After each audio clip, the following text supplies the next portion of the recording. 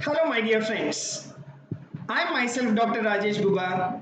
I am a cardiologist and I am also the mentor for teaching general medicine for exams like NEET PG, AIIMS, PGI, and as well as JIPMA. I welcome you all to my daily dose.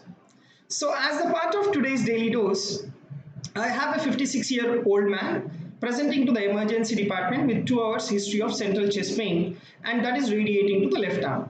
He is anxious, nauseated, and sweaty. His pulse rate is around 120 per minute and he is in sinus rhythm.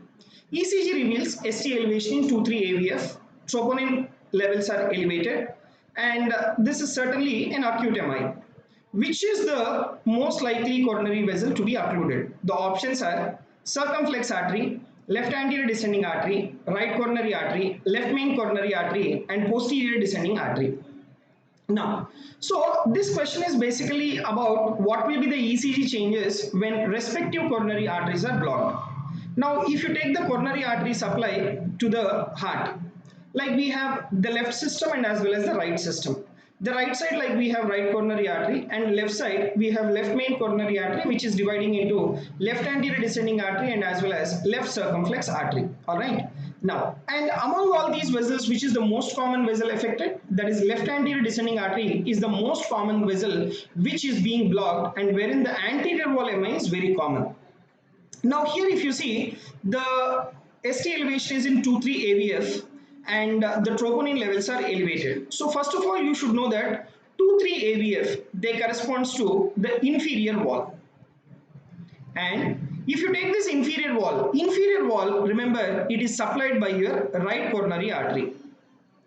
Okay, so in 2-3 AVF, if there is an ST elevation, it is suggestive of your inferior wall MI, and you should think that right coronary artery is being blocked.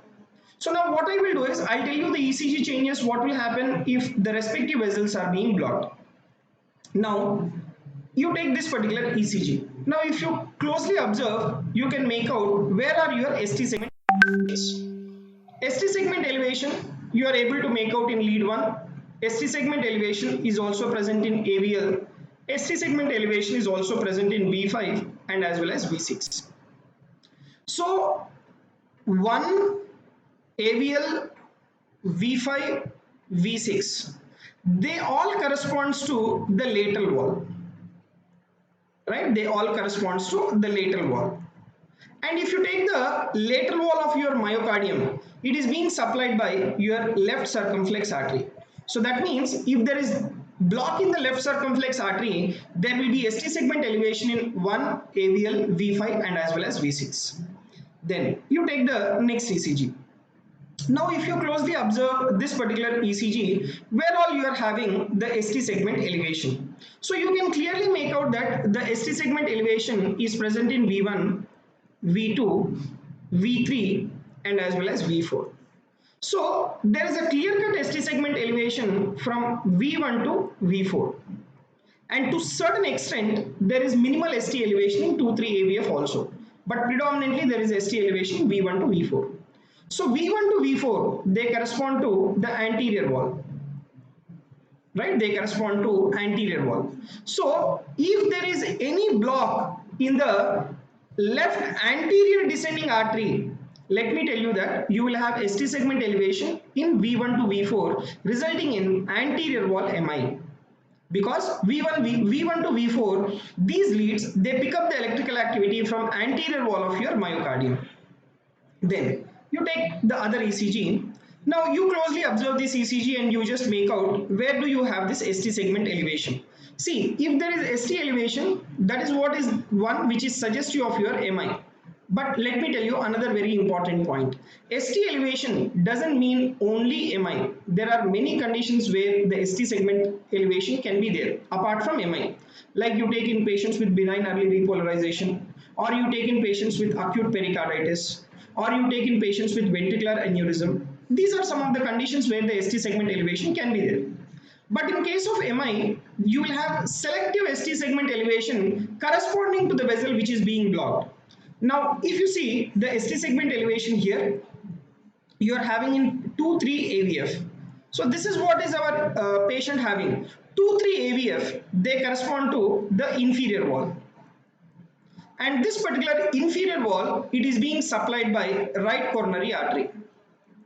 Okay, so if there is ST segment elevation in 2-3 AVF, that is suggestive of the right coronary artery blockade. So that is what is our actual answer in this particular question. So the artery which is being blocked is right coronary artery. But only point which is going against this is the heart rate. Usually in case of inferior wall MI, the heart rate will be around 60, right, or around 65, or there may be even sinus bradycardia also, but the pulse rate more than 100 is the only point which is going against this particular clinical scenario.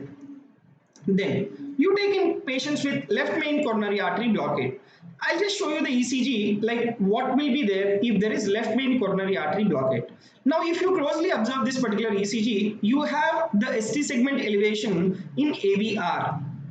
So in AVR, if there is ST segment elevation, you should suspect left main coronary artery blockade, right? So this is one of the very important point. And other point which favors your left main coronary artery blockade is your ST segment elevation in your V1. But predominantly, if there is ST segment elevation in AVR, that will likely suggest that there is left main coronary artery blockade. Then you take the other option, that is posterior descending artery. Let me tell you that if there is block in the posterior descending artery, the individual will develop what is called the posterior wall MI. So if there is posterior wall MI, what will be the ECG findings? And let me just show you the corresponding ECG. In case of posterior wall MI, there will be ST segment depression, right? So if you are keeping the leads from V1 to V6, there will be ST segment depression from V1 to V3. That too horizontal ST segment depression. So you can note it down here. So V1, V2 and as well as V3.